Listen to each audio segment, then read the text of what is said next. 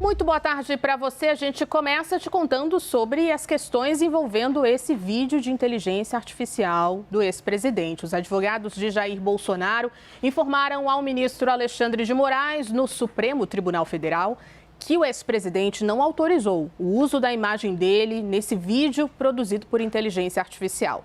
O material foi exibido durante a convenção do PL, que lançou a candidatura do senador Flávio Bolsonaro à presidência. Vamos direto para Brasília conversar com a repórter Thaisa Medeiros, que chega com todos os detalhes dessa manifestação da defesa de Jair Bolsonaro. Thaisa, bem-vinda.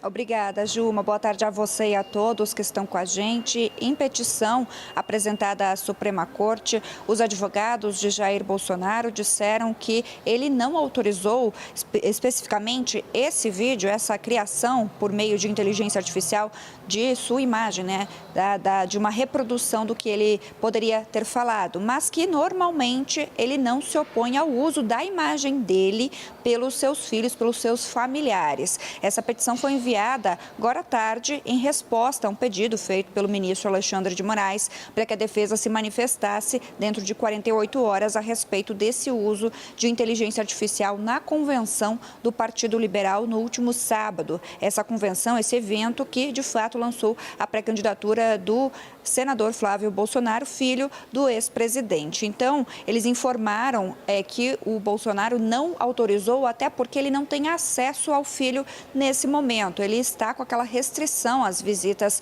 familiares, A gente lembra que por conta da prisão domiciliar, ele ainda está com aquela restrição e, inclusive, uma restrição às visitas especificamente de Flávio Bolsonaro até meados de outubro. Foram 90 dias, colocados ali pelo ministro Alexandre de Moraes. Então, por conta dessa limitação, ele não teria como ter autorizado, já que também não está com acesso ao telefone celular, nenhum tipo de contato com o mundo externo. Diante disso, não teria como ter feito essa prévia autorização para o uso da sua imagem, para a criação desse avatar por meio de inteligência artificial, é o que justificam os advogados de Bolsonaro. Mas eles fazem essa ressalva de que, por conta de quando ele estava na presidência da República, do uso da sua imagem, de ser uma figura pública e uma referência política, a imagem dele já estava sendo usada amplamente pelos familiares e que isso nunca foi um artigo de oposição, digamos assim, para Bolsonaro. Nunca foi um motivo para algum tipo de restrição por parte dele. Ele nunca se opôs a isso.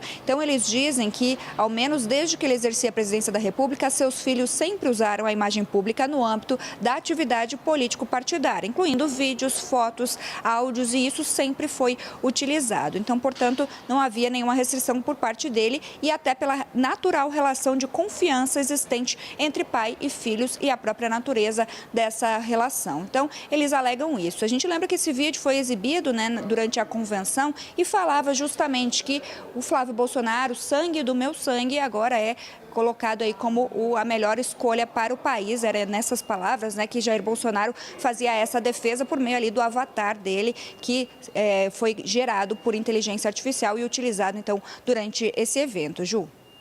Muito obrigada, Thaisa Medeiros, direto de Brasília. Vamos seguir com a análise desse assunto aqui no Hora H. Vou trazer Matheus Teixeira aqui com a gente. Matheus, muito bem-vindo. Boa tarde, quase boa noite para você.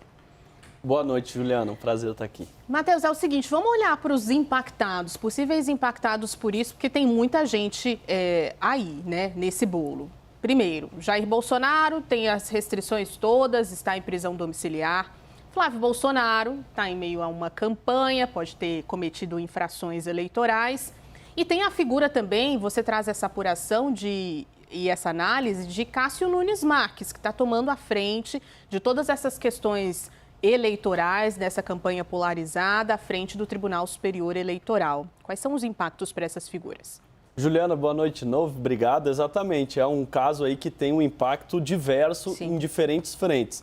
Primeiro, quando toma a decisão, o ministro Alexandre de Moraes afirma que há duas hipóteses na mesa. Ou Jair Bolsonaro descumpriu uma medida cautelar que proíbe ele de fazer uma manifestação político-eleitoral se ele tivesse dado o aval à geração desse vídeo de inteligência artificial, ou então, se não houve o aval de Jair Bolsonaro, teria Flávio Bolsonaro e o PL descumprido o que o TSE determina. O que? Apenas vídeos com autorização de um político podem ser divulgados via inteligência artificial. Portanto, na resposta em que o próprio Flávio Bolsonaro assina a resposta que diz que Jair Bolsonaro não tinha ciência, resta a outra opção aventada pelo ministro Alexandre de Moraes, qual seja a divulgação de um vídeo que não poderia ter sido divulgado porque não tem autorização de quem ali aparece, que é Jair Bolsonaro. E como fica essa situação? Agora quem dirá é o ministro Alexandre de Moraes, que é o relator da execução penal de Jair Bolsonaro.